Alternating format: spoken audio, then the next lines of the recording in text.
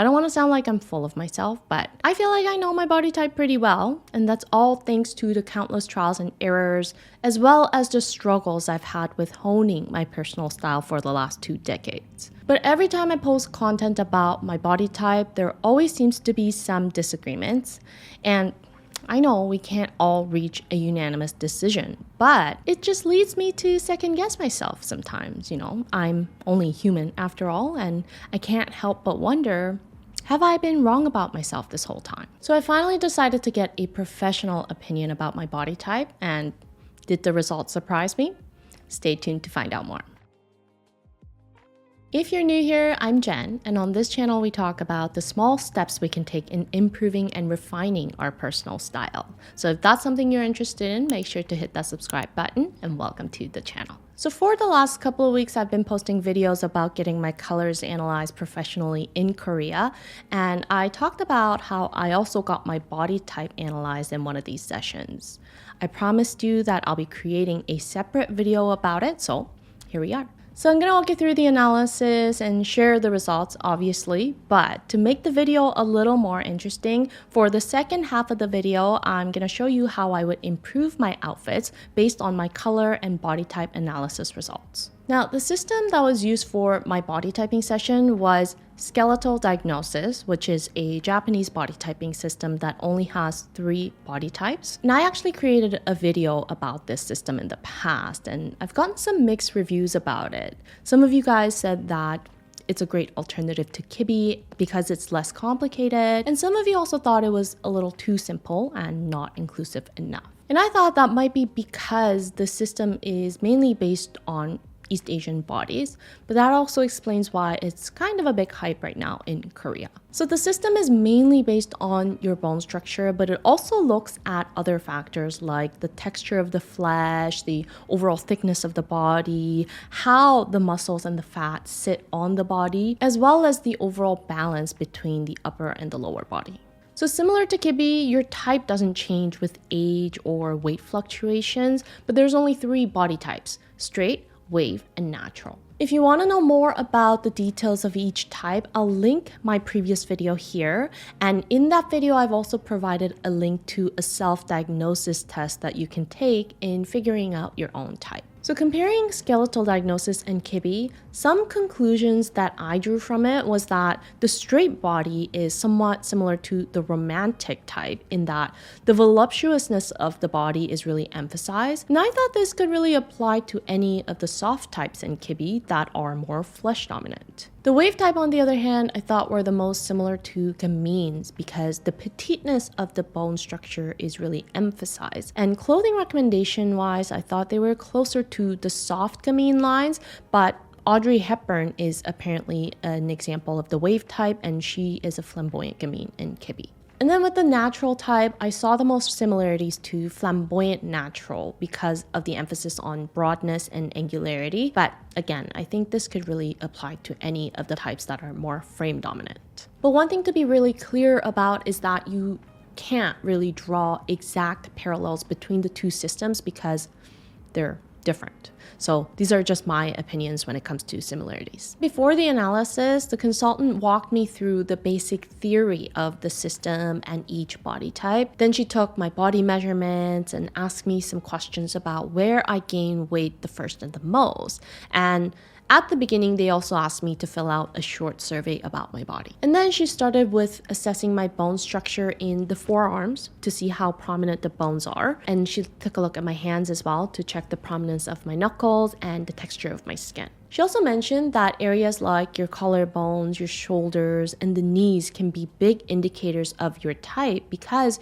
you can clearly see how large and prominent or how small and delicate the bone structure is in these areas. The consultant herself turned out to be a wave type, so we were able to kind of compare the different areas of the bodies between the 2 of us, and I thought that was really nice to just have a direct comparison. That was also a big hint that I'm definitely not the wave type, which I already kind of had an idea about from the beginning because of the self-diagnosis test that I've taken before. So it turns out that the self-diagnosis test was correct because I was assessed as a natural.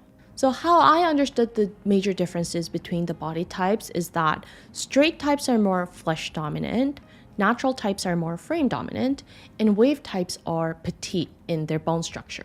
And how we came to the conclusion that I'm a natural was based on how prominent my bones were in my wrists, my knuckles, my collarbones, and even the chest bones we could see a bit. She also mentioned that my kneecaps are really big for my height, and especially compared to hers. And my skin also has a bit of a leathery texture. I actually thought looking at the hands and the forearms was a great way to determine whether I was more frame or flesh dominant, because these are areas that show kind of less noticeable changes with weight fluctuations, right? So you can assess the texture of the skin more accurately. It was also nice to have a real life comparison standing right next to me, because I'm often told that I'm petite or narrow boned just based on my height, and I've already talked about this confusion and frustration when it comes to assessing my Kibbe body type. And then after the assessment, we went through some outfit recommendations. So she gave me some specific suggestions about fit,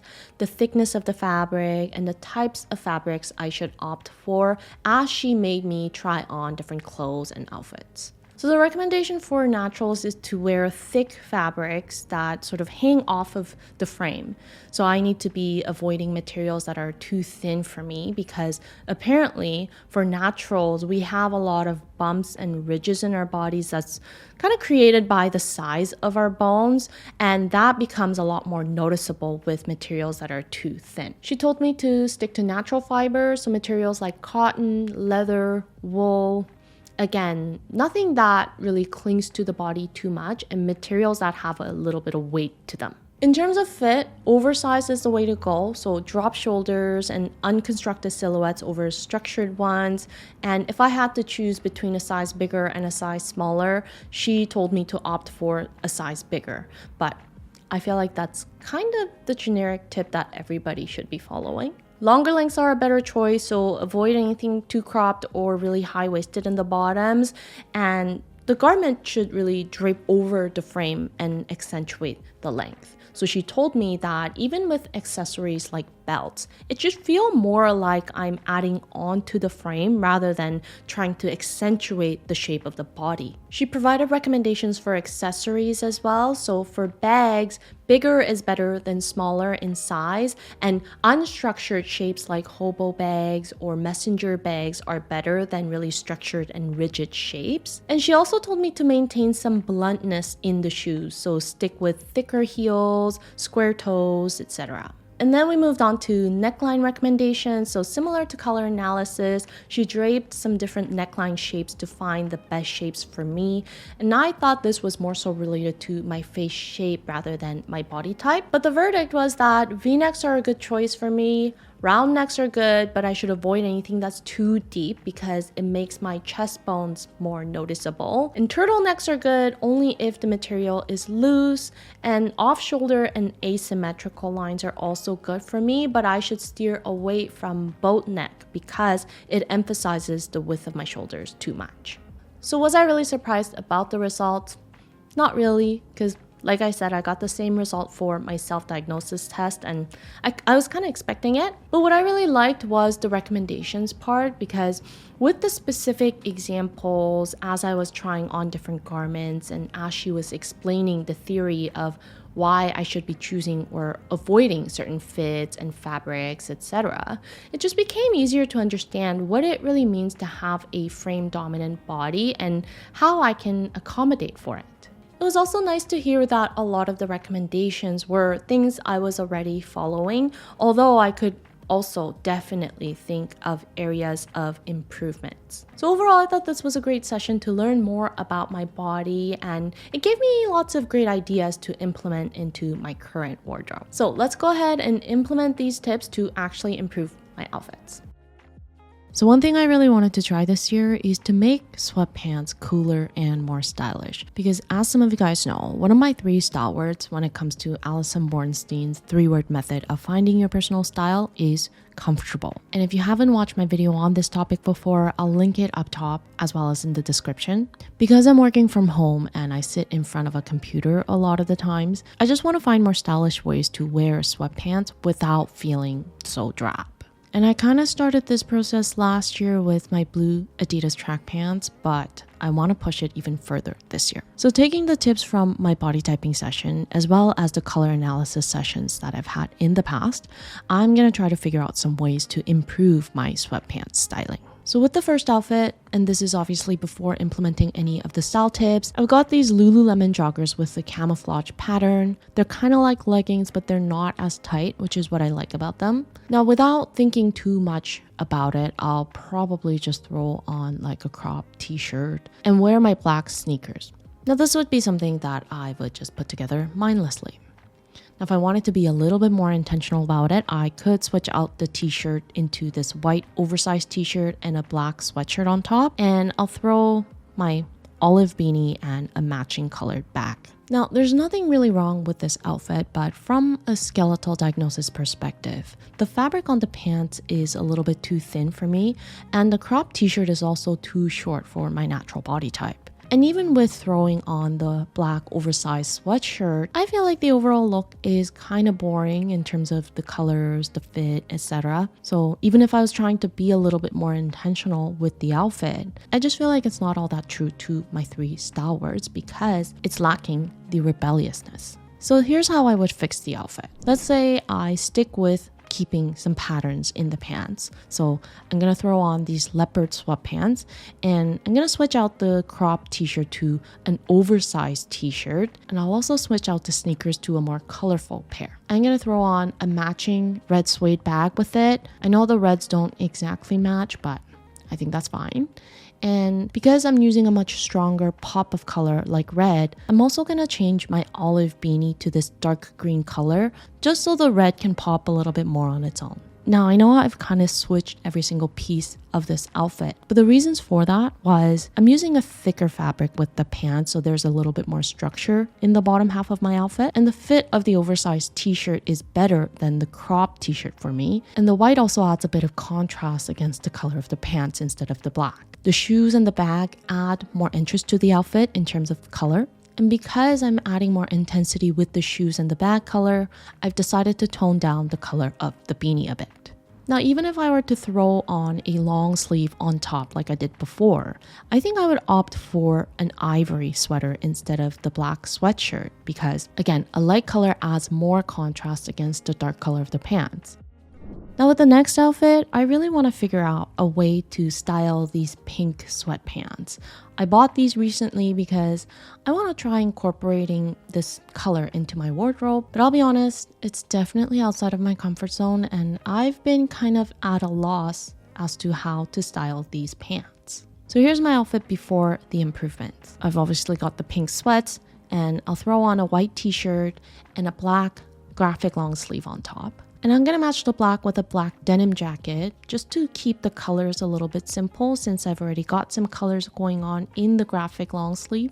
Since the sweatpants have really wide bottoms, I'm gonna wear these chunky gray sneakers. And I'll just finish the look with this ivory shoulder bag. Now, some of the issues I see with this outfit is, first of all, again, the fabric is too thin. The fabric is quite flimsy on both the pants and the shirt, but especially the shirt. And I think the black against the light pink is a little too harsh of a contrast. I also don't really like how the black strings on the pants are showing. So here's how I would improve this outfit. I'm gonna keep the pink sweats because the goal is to style these, but I'm gonna switch the top to this oversized striped tee that has a longer length. And since the sweatpants kind of have this really overly casual, almost sloppy of a look, I am gonna try to add a white button-down shirt just to add a little bit of structure to the look. Now, I know that looks a little bit strange right now, but I'm not done, so don't worry. Instead of the black jacket, I'm gonna add a brown jacket this time, and rather than going with sneakers, I've decided to wear my platform Uggs, and I'm just gonna keep the ivory bag. So here are the reasons why I've decided to change up my look. First of all, the oversized striped tee underneath is a little bit of a thicker fabric and is long enough to cover the banding and the black strings on the pants that I didn't really like showing. Like I said, I've added the oversized button down just to make the outfit feel a little bit less casual and sloppy. And it creates a nice contrast against the brown jacket, which adds a little bit of weight to the look because of the thick fabric. And I also think that the brown and the pink and gray combo looks a little bit less harsh in terms of contrast than the black against the pink. I also decided to add even more bluntness in the shoes because the pants are so wide-legged that even with the chunky sneakers, they looked a little bit overwhelming for the shoes. I also think that color-wise, the white shirt actually makes a huge difference because without it, the overall outfit looks somewhat bland and disconnected. So I feel like the white shirt kind of acts as a piece that connects the look together.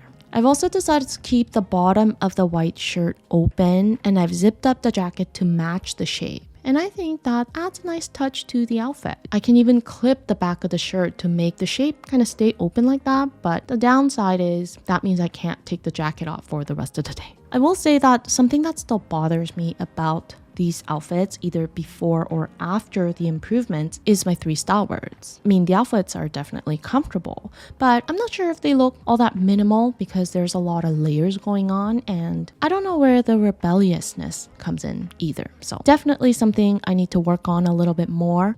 Now here's outfit number 3, and before any improvements, I've got these burgundy parachute pants and a simple black graphic tee with an ivory bomber jacket on top. And again, the black sneakers. I've tried to add the bucket hat. I don't know if it really works though. Now, I don't really have that many problems with this outfit, but I just think that the proportions are kind of boring overall. Like everything is slightly baggy, but nothing is too extreme. Again, I don't know if the bucket hat is really working in this outfit. So here's how I would improve the outfit. I'm gonna switch out the black t-shirt to this long sleeve, and I'm also gonna change the shoes to these chunky boots just to add a bit more of that rebelliousness to the outfit. And then I'll come back to my olive beanie and the matching color bag to finish the look. Now this fabric on the long sleeve is technically outside of the recommendations for a natural because it's too thin and it's quite form-fitting as well. But I think that it actually creates a nice contrast against the fit of the pants because the pants are quite baggy. I also think the asymmetrical neckline is a good choice, and so is the color, the black with the brown trim. And I think the chunky boots also add more proportional interest to the outfit. Now, if I were to switch out this top to follow the recommendations for naturals, I could go back to the black sweatshirt and the white tee combo. Now that's more of an oversized fit with a drop shoulder,